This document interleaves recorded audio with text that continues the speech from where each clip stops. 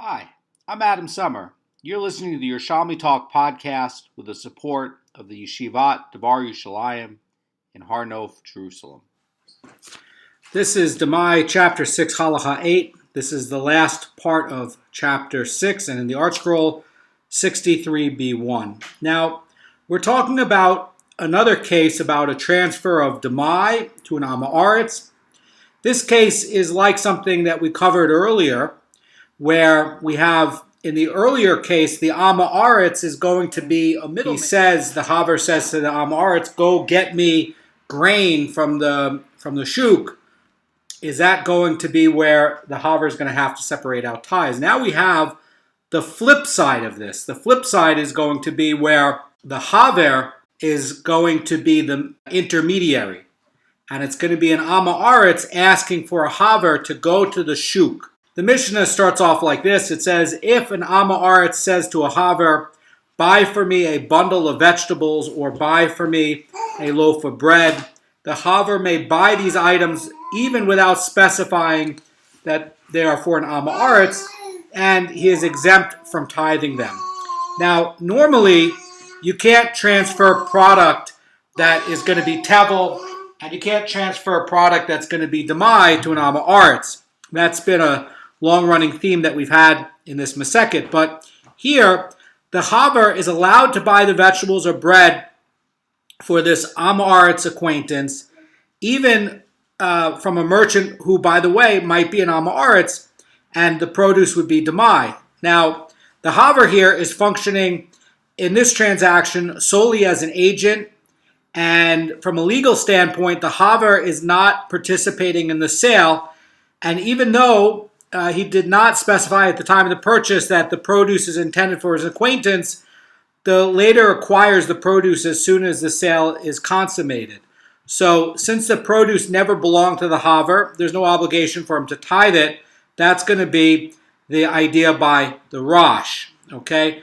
The Chazan Ish says that in this case, this has to be a poor Am Haaretz who's asking the Chaver to go buy it, because according to the Chazan Ish, in Demai 14:17 in his book over there, he's saying that you can't make available to an Am Haaretz any Demai, even that which the Am Haaretz already owns. So over here, yes, fine, he's acting just as like the hand. Okay, he's not actually a participant in the sale. However, you have a biblical obligation not to place a stumbling block in front of the blind person. So the Chazan Ish is saying that over here, this poor person could be a guest or a poor Am Haaretz, and the rabbis did allow the distribution of Demai to the poor as long as there's no payment received in return. And under these circumstances, the Mishnah, according to the Chazan Ish, is permitting the Chaver to deliver this produce to the poor Am Haaretz or the guest Am Haaretz. Since he's giving the Am Haaretz produce that already belongs to him, there's no sale or exchange that's taking place. That, by the way, is going to be the Chazan Ish interpretation. Now, the Bavli is going to have a similar interpretation to the Rambam, and that we're going to cover right now. The Rambam is going to say about this Mishnah like this. The Rambam is going to say that this Mishnah is talking about a situation where the seller is a Chaver, and he knows that the buyer is acting as an agent of the Am Haaretz, even though the buyer has not explicitly mentioned this fact. And since the seller is aware that the produce will end up in the hands of the Am Haaretz, we assume that he will be careful to tithe the produce before selling it. Now, there's another opinion that's going to be coming up about what this Mishnah can be, and Rabbi Yosei is going to be, in this Gemara, is going to be saying that in this case, it's going to be where the Chaver is going to be the seller, and the Chaver, another Chaver, is going to be the middleman agent, and the Am Haaretz is going to be requesting it. And so over there, the Chaver agent doesn't need to worry about tithing the produce he's delivering to the Am Haaretz, because the Chaver who's selling it already is tithing it. So those are a few different variations of what could be. They're all true, by the way. All of these cases would be true. the Mishnah continues and says, however, if the Chaver said to the seller, this bundle of or loaf is mine, and this is my fellow's, and they became intermingled, well, now you have a problem. Because in this case, the Chaver purchased the vegetables and bread not only for the Am Haaretz, but also for himself. And now you have a case where you have the Chaver's produce mixed in with the Am Haaretz, and you can't specify and figure out which is which. So before he can deliver his portion to the Am Haaretz, the rightful owner, they became mixed together, and you don't know which one's for the Chaver and which one is for the acquaintance. Well, now you have a big mess. The Mishnah says he is obligated to tithe not only the portion he takes for himself, but also that which he gives to the Am Haaretz, even if there were as many as 100 portions that were bought for the Am Haaretz. Why does it talk about the 100 portions? So the idea here, from what Rav's point is elsewhere, is that even if the Chaver purchased 100 bundles or loaves for the Am Haaretz and a single one for himself, then you have a case where it would look like, oh, well, maybe there's a nullification issue. And maybe, in a case of 100 to 1, this would be outnumbered and you wouldn't have to worry about it. So even though most of it's going to belong to the Am Haaretz, the Chaver may not assume that whatever he gives to the Am Haaretz is from the majority. Rather, each and every one must be concerned for the possibility of his own thing. And you can't transfer Demai to an Am Haaretz. So over here, you have to tithe all of it. You can't just go by the principle of nullification. So basically what this is trying to say is that the nullification by majority does not apply here, because it gets back to this rule that you have elsewhere where you can say this one, and this one is in particular. It's like the case where you have 1 ear of grain, of 1 ear of wheat that gets mixed in with a whole pile of wheat, and the 1 ear is going to be peah. Well, the problem is this one is going to be specific. There might be 1 million ears of grain there, and you have a big problem trying to rectify it. We covered that in Masechet Peah on how to do it, but the point is it doesn't get nullified over there, and it doesn't get nullified over here. Because again, you can't transfer the Demai over to the Am Haaretz, and then you could say, well, this 1,000th, loaf of bread out of, 5,000 loaves of bread, well, you could say that one is going to be the Demai one. And so you don't really have a way to fix it just by saying nullification majority. That's what this is trying to say. And what this is also trying to say is that you have to, before you hand it back to the Am Haaretz, the Chaver has to tithe it. So then, there's no violation of this prohibition of transferring Demai to an Am Haaretz. And by the way, if the portion did not become intermingled, the Chaver would be obligated, to tithe only the one that he bought for himself, and not the one that he bought from the Am Haaretz, since the one that belonged to the Am Haaretz, belonged to the Am Haaretz from the moment that it was purchased. So there's some details in there, and they're important to look at in order to deepen our understanding of how this all works. There's a special mitzvah that we're getting in Shemayim for studying this unique Masechet Demai, which is all on Takanas de Rabbanan. And, we're really getting benefit for the mitzvah of to listen to the rabbis from the Torah. So the Gemara is going to start to talk about the Tana whose opinion this Mishnah follows. And the Gemara says that our Mishnah rules that a Chaver who buys produce from an Am Haaretz has no obligation to tithe it, even if he failed to specify from whom the produce is intended. So this is in accordance with Rabbi Yossi's view.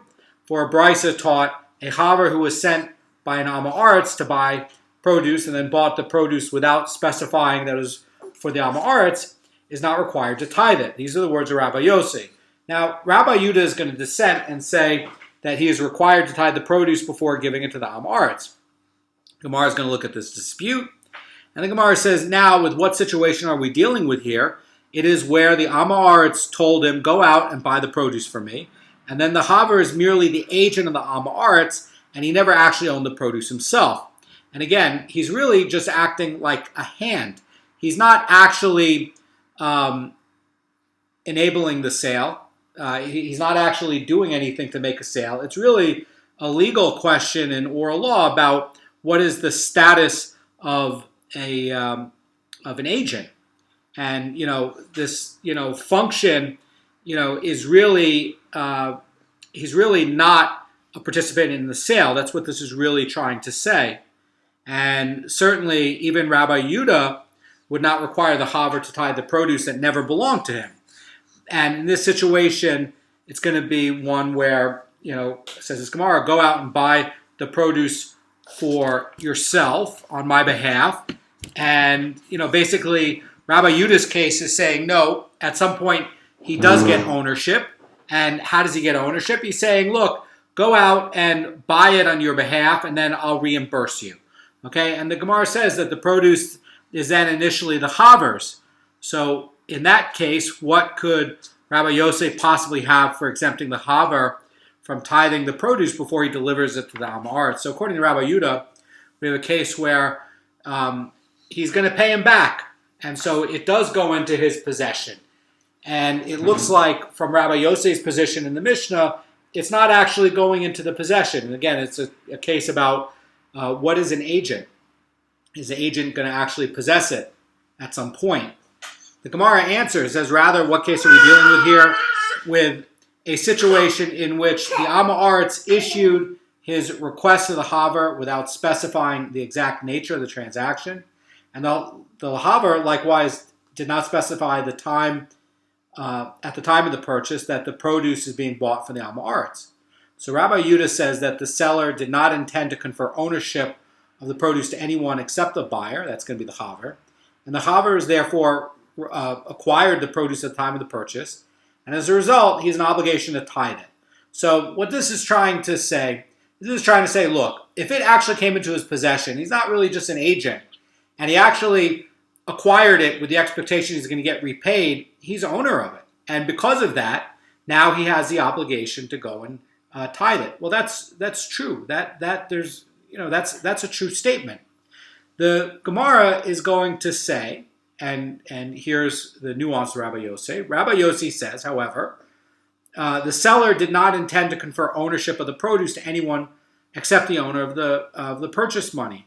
So that what he's saying is that the Am Haaretz acquired the produce directly from the seller at the time of the produce, and since the Chaver never actually owns the produce, there's no obligation to tithe it. And so what he's saying that, in one case, Rabbi Yehuda would be saying that if the Am Haaretz is making it known to the Chaver that he wishes to acquire the produce immediately by saying, go out and buy for me and I'll pay you back, this sale is going to be, what we were talking about.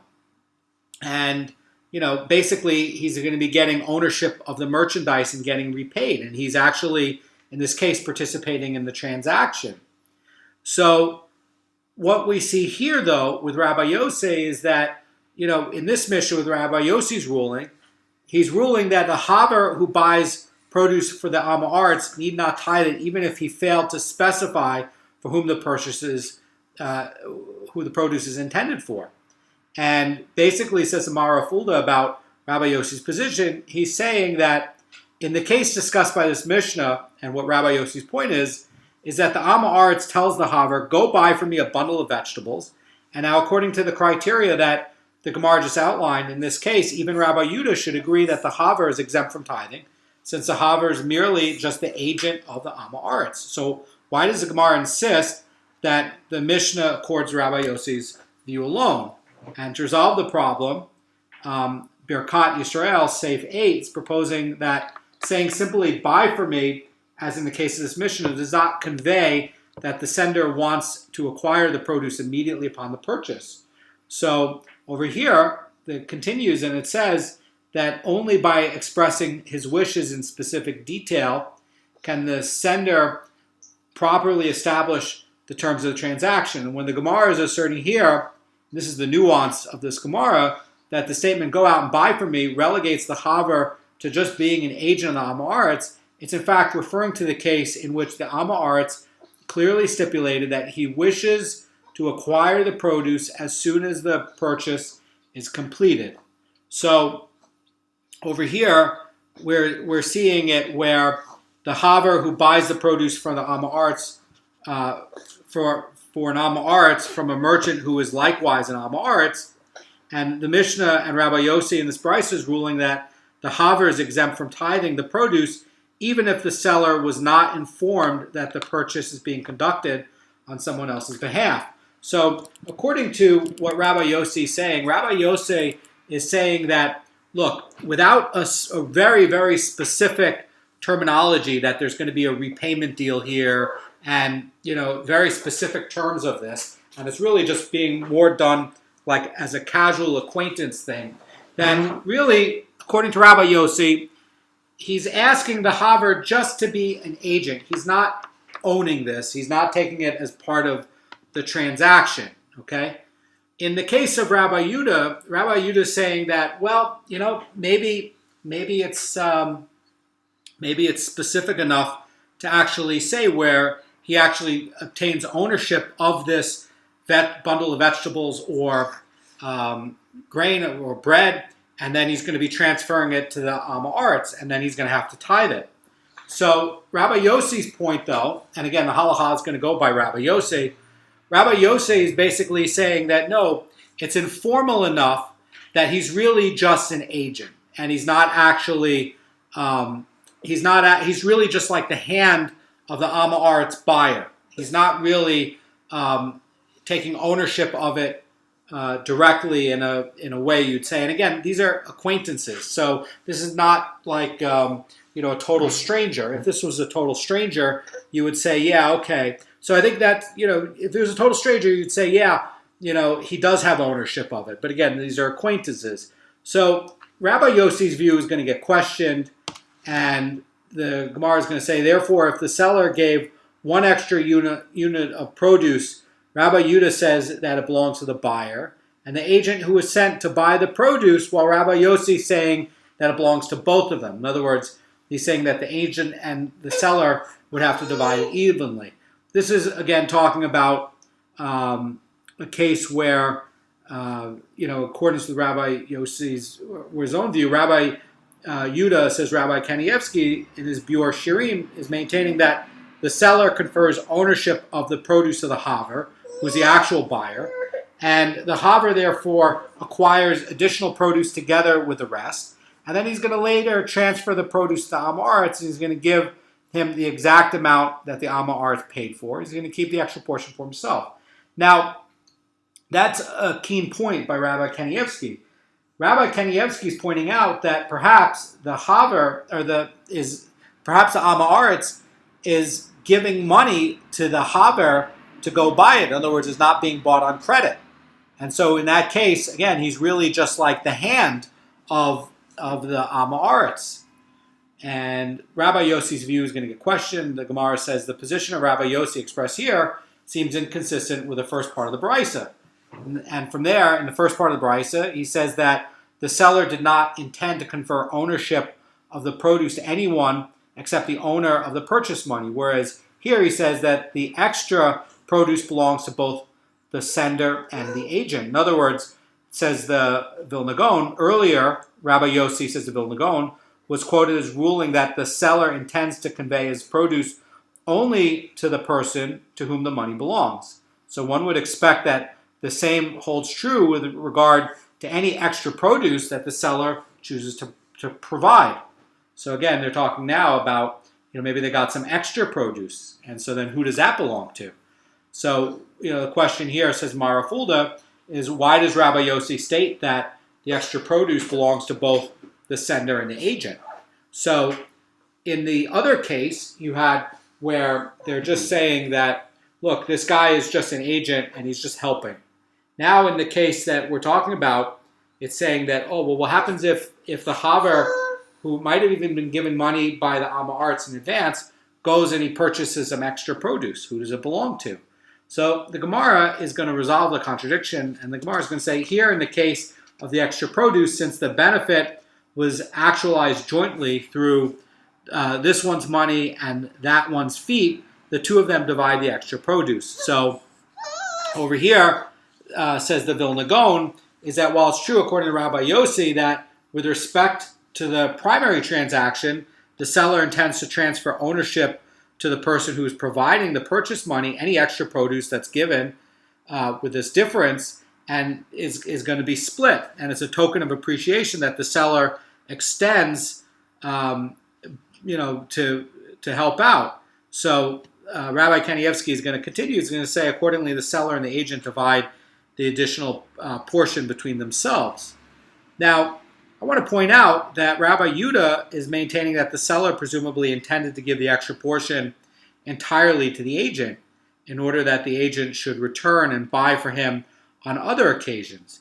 And, Rabbi Yudah might simply hold that it would be a universal rule that any of this extra produce that came along, would be like a commit, like to sweeten the pot so that he would go buy from him in the future.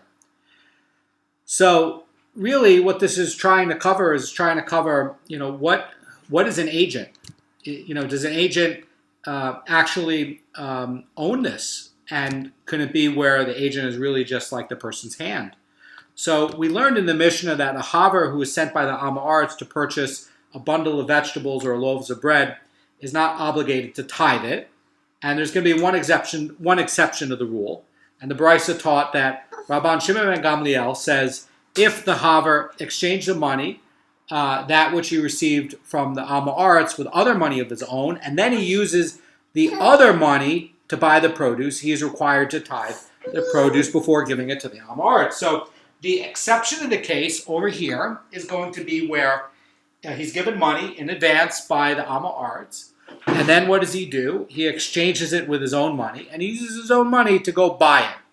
So the Gemara is going to ask, in this new case, and Rabbi Yossi says, this ruling tells us that if one gives money to his fellow for safekeeping, and the custodian exchanged it with other money, and then the original money was lost, the custodian bears responsibility for replacing it. So what this is saying, according to Rabbi Kanievsky, is that an unpaid custodian is generally free of liability if the object he's guarding becomes damaged or lost. That, by the way, is the case unless it comes through negligence. But over here, what this is trying to say is that if the custodian took the deposit with the intent to use it for himself, he's regarded as having misappropriated it. And this causes him to acquire the deposit just like if he was a robber. And now he's going to be liable to return the deposit or the value if it gets lost or destroyed. So this, by the way, you can see in Bavli Baba Metzia 43a. And basically it's going to be like this, new money that the agent is dealing with is going to be where, he's exchanging it, and it's going to be considered to be like irresponsible and like a form of negligence. And that's why you're going to have to replace it. This, again, is something that Rabbi Yossi is pointing out as being very consistent in the oral law. And, you can again see this in Bavli Baba Metzia 43a with custodians that are unpaid custodians that normally are free of liability, but they're negligent. And what happens when they're negligent? Well, they have to pay for it. So the Mishnah continues and says, if the Chaver said to the seller, this bundle or loaf is mine and this is my fellow's, and then they became intermingled, he's obligated to tithe it. So the Gemara is now to describe the situation where the Chaver is obligated to tithe all of the produce even though it did not become intermingled. So what would be the case where it did not become intermingled and then he has to tithe it? And Shmuel is going to point out that the obligation to tithe the produce applies also when the Chaver distributes the bundles or the loaves with his own hands rather than simply allowing the Am Haaretz to take the portion that belongs to him. And in that case, the Chaver is required to tithe all the produce, even though the portions do not become intermingled. So when the Chaver is physically handing this over, says the Rosh, then a portion of the produce is considered as if he's selling the produce to him.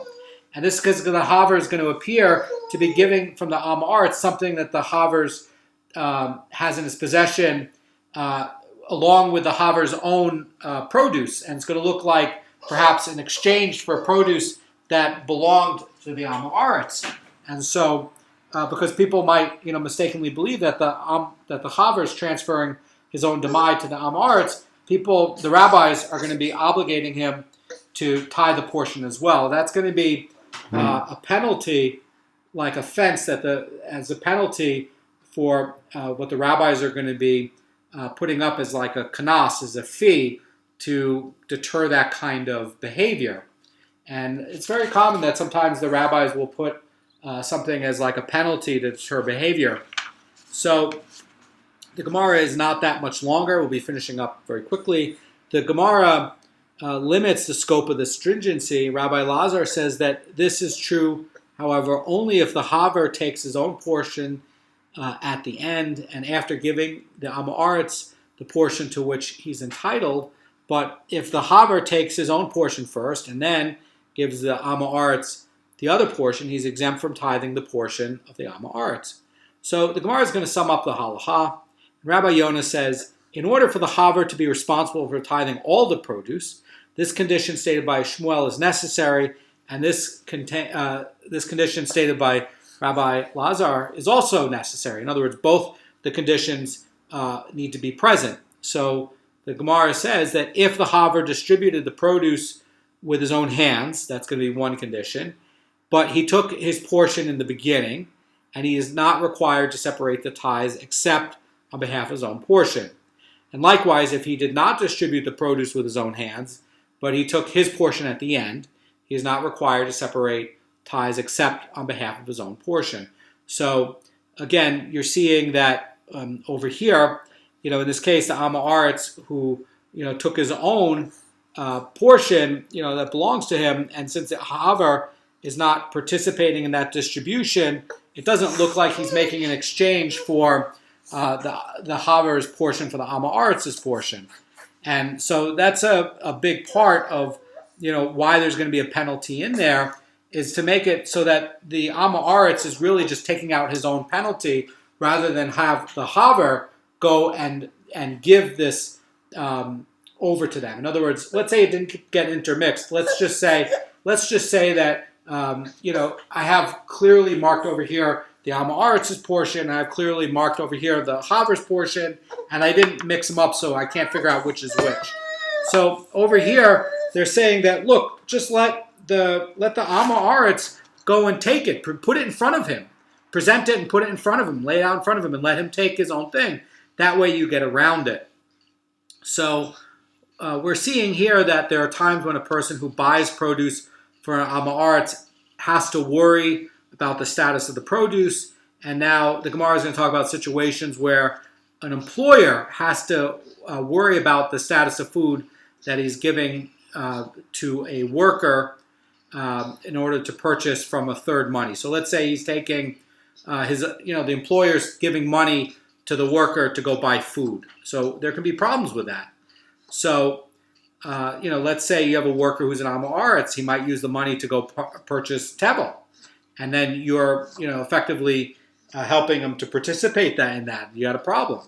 So there's a brisa that taught that a person may say to the worker who's an Am Haaretz or a non-Jew, here is a dinar for you, go and eat with it.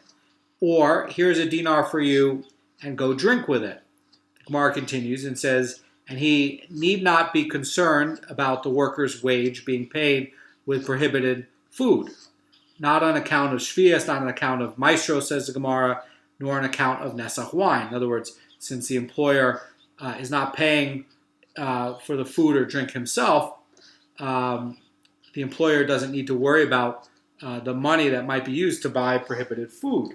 So over here, the Gemara is going to continue and say, but if he says to the worker, go out to the store and take for yourself a loaf of bread and I will give you money, or give money to the storekeeper, or go out to the store and take for yourself a revis of wine and I will give money to the storekeeper, we're worried that the worker's wage is now being paid in part with prohibited food. And the Gemara is going to say on account of shvias, and on account of maestros, and on account of nesach wine. So you can't pay and settle debts or wages with shvias produce. And by the way, you also can't cover debts with maestros. So that's why this is there. And certainly you can't get benefit from Nesach wine for an idol worshiper. So the Gemara is going to explain why it is that when the employer arranges to pay the storekeeper directly, he's viewed as providing food to the worker. And Rabbi Zera says this is because the storekeeper becomes the agent of the employer. So the idea of this being related to agents is very much the case. Is this going to be like the employer's hand? And the Gemara continues, says, to convey, it's like the agent of the employer to convey the food to the worker. And it's as if the worker is receiving the food from the employer himself. So now, this whole conversation loops back. And, all along we've been talking about, the agent. And so now this is a case where you've turned the storekeeper into your agent. And that's going to be where it's as if perhaps you're feeding him tevel if he's picking up tevel. So there's another explanation. Rabbi Hillel says that what actually happens is the worker initially acquires the food on the employer's behalf from the storekeeper, and he then in turn acquires the food for himself from the employer. So what's the problem here? Bnei Moshe points out that Rabbi Hillel maintains that the storekeeper does not act as the agent of the employer. Rather, it is the worker who acts as the employer's agent to acquire the food on his behalf. So after the employer attains ownership of the food in this way, the worker then immediately acquires it for himself. And so effectively, what Rabbi Hillel is pointing out is, yes, there is an agency issue, but in this way of saying, like, look, go out and get bread and I'll pay the storekeeper, you've effectively created a situation where you turned your employee into an agent. And now if he's going to get tevel, you've participated and helped him. So ultimately, Rabbi Zera and Rabbi Hillel are going to agree that the employer, in this case, is deemed to be providing food to the worker, and therefore has to make sure that the worker does not get prohibited food. And the Gemara is going to ask and say, what practical difference emerges between Rabbi Zera's approach and Rabbi Hillel's approach? Rabbi Zera's approach, he's saying that the storekeeper becomes the agent. And Rabbi Hillel's point is that, well, actually, no, it's going to be the worker himself becomes like the agent to go get the food. So what's the difference? The Gemara is going to ask. And it's going to say the difference lies in the case where the storekeeper is a deaf mute. And according to the view of Rabbi Zera, that the storekeeper acts as the agent, employer's agent to convey the food to the worker. In this case, the employer doesn't need to be concerned that the worker is buying prohibited food because there is no law of agency for a deaf mute. And according to the view of Rabbi Hillel, that the worker is the one who's actually going to be the agent for the employer. It's going to be a case where the employer needs to be worried that the worker is buying prohibited food. Now, what's the deal with the deaf mute? That seems very like what is this, right? So this is talking about somebody who's not deemed morally competent and can't serve as another person's legal agent. So the Gemara in Bavli Kiddushin 42a is deriving that this can only be a competent adult. Only a competent adult can serve as an agent. And by extension, we're deriving that a deaf mute cannot be an appointed agent. And so if the storekeeper we're talking about is a deaf mute, he cannot serve as the employer's agent to give food to the worker. And according to Rabbi Zera, the employer has no obligation to ensure that the worker obtains permissible food. And Bnei Moshe says that the storekeeper is considered to be giving food to the worker of his own accord. So following Rabbi Hillel's approach, it's irrelevant that the storekeeper is a deaf mute. And basically he's saying that the problem only comes about if the worker is going to get food that is prohibited. So let's say he's getting shvius food or he's getting tevel or something like that. That's what you need to be worried about. The Gemara is going to bring up a related matter, and we're going to be finishing up this very quickly. And there's a brisa that taught that a person who is obligated to give a portion of his wine to the king's tax may not say to his non-Jewish friend, here are 200 dinars. And the Gemara finishes up and says, and then says, take them and contribute them on my behalf to the king's treasury in order to satisfy my obligation. So what's happening over here? By instructing the non-Jew to pay the tax for him, the Jew is effectively appointing the non-Jew as the agent. And should the non-Jew pay the tax with what would become now Nesach wine, it would be regarded as if the Jew himself used the Nesach wine to pay the tax. And you're not allowed to get benefit from Nesach wine. So certainly paying a tax is a benefit. So what should he say? The Gemara says, and we're finishing up right now, rather he should say to him, take this, say to them and exempt me from any obligation to the king's treasury. Let me read that again. He says, rather he should say to them, take them and exempt me from any obligation to the king's treasury. In other words, he's literally saying, separate me from this. And in this case, basically, the Jew did not specify how the non-Jew should take care of the obligation, and it doesn't make any difference whether the non-Jew gives wine to the treasury or he's going to use some other means. And accordingly, if the non-Jew chooses to pay the tax with Nesach wine, he's doing it on his own volition, and he's not being made as the Jew's agent. Similarly, says the Gemara, to finish up, that a person may not say to his non-Jewish friend, here are 200 zuz, take them and contribute on my behalf to the guild of craftsmen. Rather, he should say to him, take them and exempt me from the obligation to the guild of craftsmen. So this is talking about an annual payment of wine that was obligated to supply the craftsmen's organization.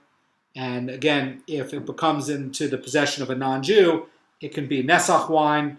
And the difference is over here, says the Marafulda, is the statement exempt me encompasses meaning that, could be all possible means of finishing up this obligation so that the non-Jew is not acting as the Jew's agent. And if he wants to pay the bill with Nesach wine, he settled the bill, but not as the agent. So really, all of this, circles back to show is that, there is agency, and, agency, if you're not crafting it carefully, you can end up with liability, because it can be where you've effectively created where the middleman, the agent, in a way has ownership. And really what you want in the agency agreement is where the person is really just like your hand and is not effective in the transaction. And that is what this is trying to show. And it's going to be similar in settling bills for the Nesach wine or for who would have to do tithes. Have a great day.